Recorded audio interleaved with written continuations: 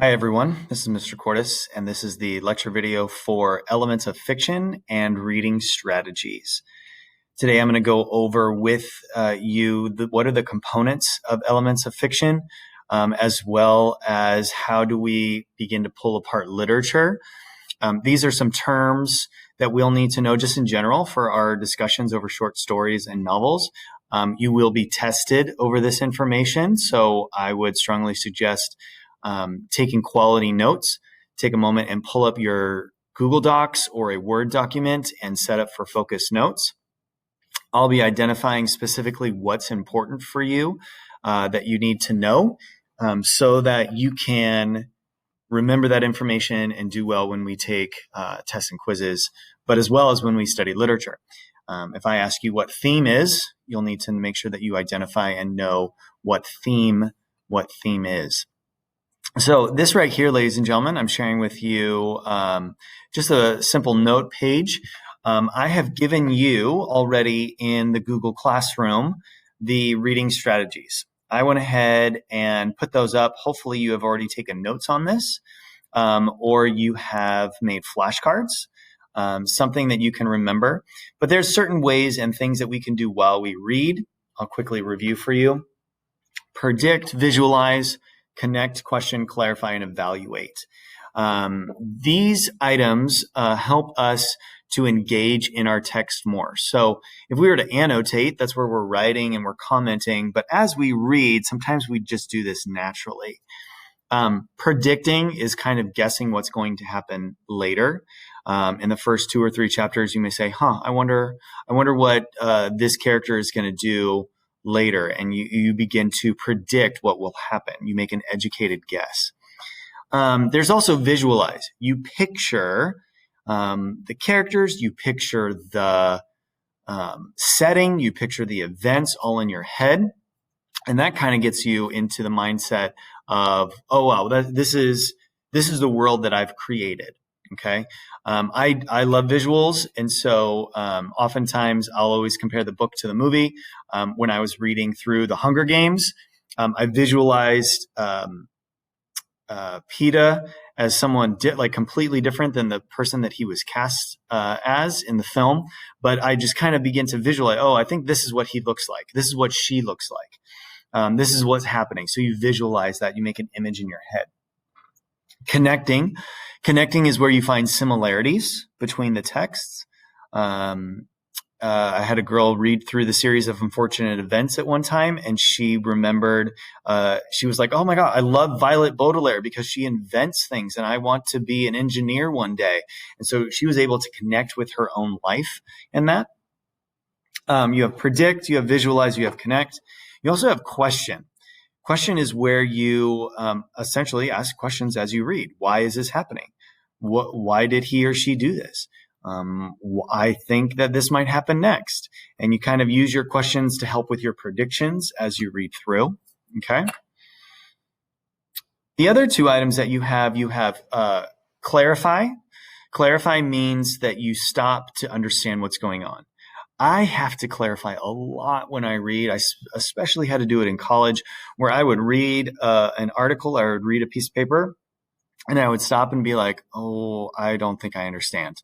So I would begin to either reread, make a little summary at the bottom of the page so I could help clarify what's going on. Okay. The last one that you do is evaluate. This is where you form opinions about what you've read, both while you're reading and after you've finished. Okay. So that's where you begin to say, yes, this was good, this was not, and here's why. You begin to explain. Usually we evaluate as soon as we walk out of the movie theater or we're done watching a television show, and you critique, that wasn't that great. This should have been better. And you begin to evaluate for it. Okay. Those were done before. As I go through, if you need to pause the video so that you can catch up or actually just read off the screen and get those words down, you can. Elements of fiction, it refers to the elements. Sorry, let me back up. Elements of fiction. Fiction refers to words or prose of the imaginary elements. So you're essentially looking at kind of 2 types. There's novels and short stories. We're primarily dealing with fiction. That's fake fantasy. Nonfiction is real. So like biographies, historical documents, those things right there, those are nonfiction. We're looking at fiction type elements. The four basic components for a novel would be plot, character, setting, and theme. Those are four basic components. There's actually like 6 of them all together, but that's as we get more advanced. This year, I just want us to take a look at these kind of basic components and how they play in. So let's go over plot, okay? Make sure that you're getting the words, make sure you're getting the definitions. Plot is the sequence of events in the story. So this is what happens first, this is what happens second, this is what happened third. But the thing about a plot chart, as you guys can kind of see down below, it's put into a specific set of places. You've seen a plot chart like this before. You have the exposition, which is usually the introductory part, which kind of gives background, introduces the characters, who they are. Then you have the rising action. This is where there's some sort of conflict. This is where there's some sort of development, right? They have to go on a journey. They have to go on a quest. They have to find someone or do something. That's when complications start to build. That's when the plot thickens. That's when you begin to see small little action parts, okay? I remember watching, I think it was either Infinity War or Endgame, and there was a big battle scene like right here in the beginning. And I knew in my mind that it wasn't like we've been watching the movie for 15 minutes. This isn't the end of the movie. I knew that this was a complication. This kind of introduces what's going to happen later, small details that build, okay? Now, all of those rising actions lead to the climax of our story.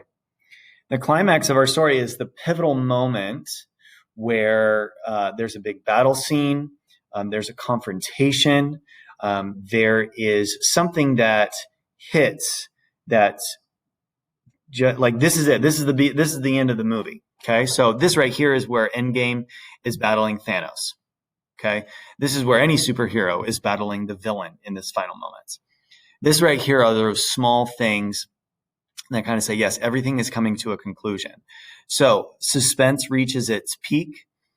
You can see here that the main character resolves the challenges, okay? And at that point, there's a falling action. Sometimes the falling action is real short, so same with the resolution. Sometimes it's a little bit more developed because you kind of explain what goes on. But the falling action, and sometimes it's called resolution as well. So you'll notice up here in the notes, it says rising action, climax, falling action. Falling action is also called resolution. This is where the story, the conflict is resolved. This is where you tie up the loose ends. This is where you begin to obviously resolve. You resolve everything because it's the resolution. It's the end. Okay. So from that, that's your basic plot point. And a couple stories, I'm going to say, hey, what do you think the climax of our story is?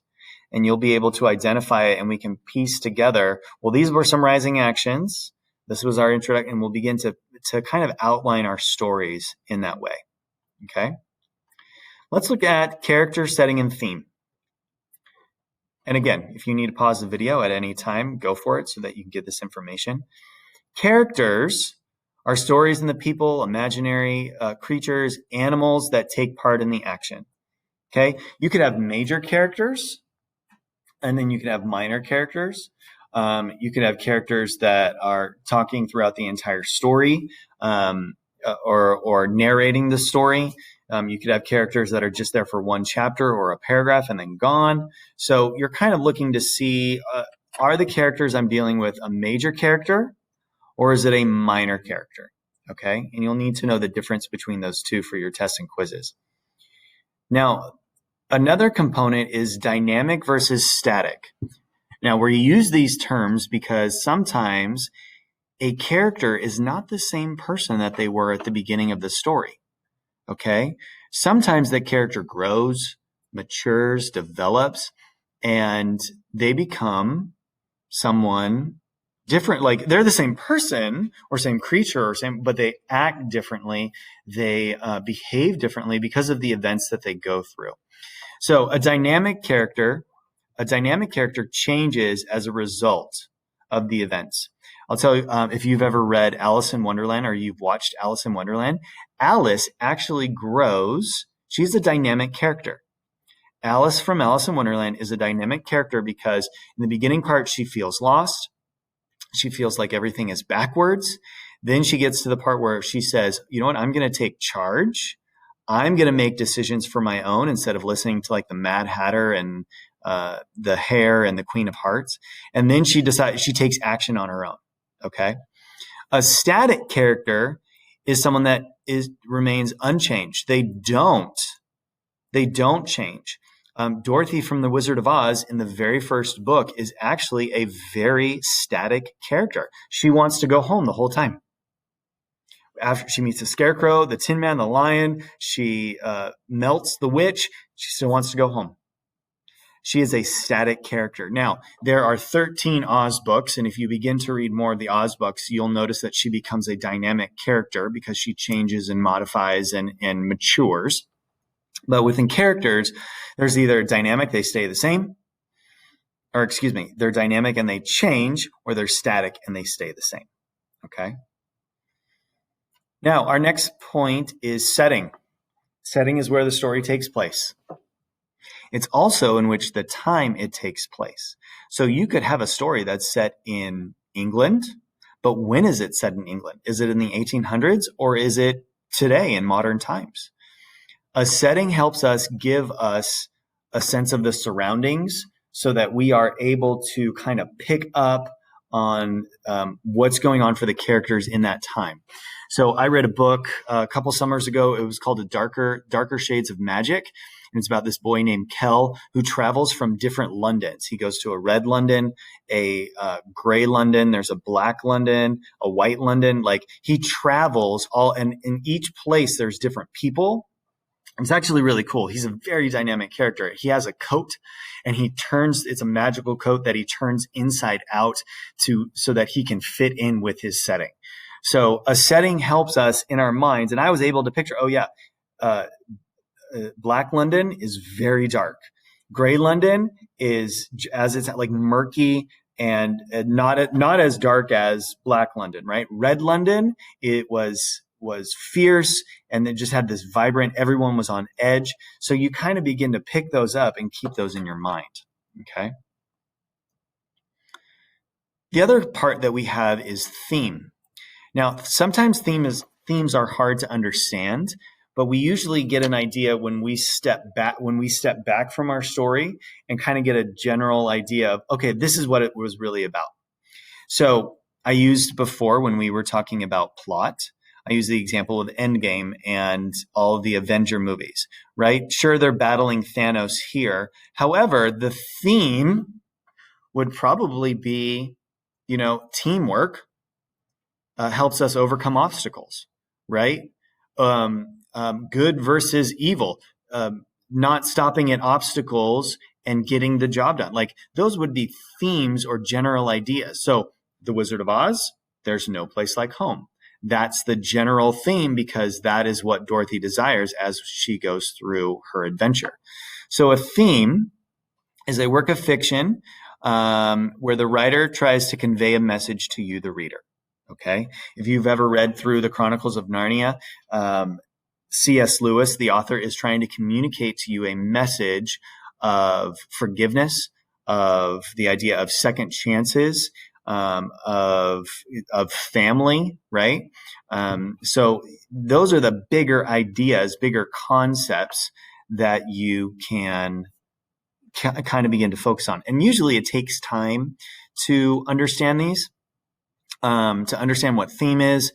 It takes practice, and there really is no right or wrong answer. But it's the idea of how do we compress and gather all of these ideas together. Okay. So those are the components of fiction, the elements of fiction that I wanted to focus on. You've got plot, character, setting, and theme. Plot is the way that the story goes and the different events that happen along that chart. You also have characters. Okay, what is your character? And then is your character dynamic or static, right? Do they change or do they stay the same? Setting, where does the story take place? And then theme. What does the theme look like? What is that bigger message that our story is trying to get across? What do we as readers learn from this experience? Okay. So with that being said, take some time to go through the video again and make sure you have quality focused notes so you can study for quizzes. Also, make sure, ladies and gentlemen, that you know the different components of reading strategies, because these reading strategies right here will help you when it comes time to analyzing your literature and discovering plot, discovering rising action. It'll help you with identifying static versus dynamic characters, all of those things. Okay. Thank you guys so much. We'll be using these throughout the year. Hope you enjoyed the elements of fiction.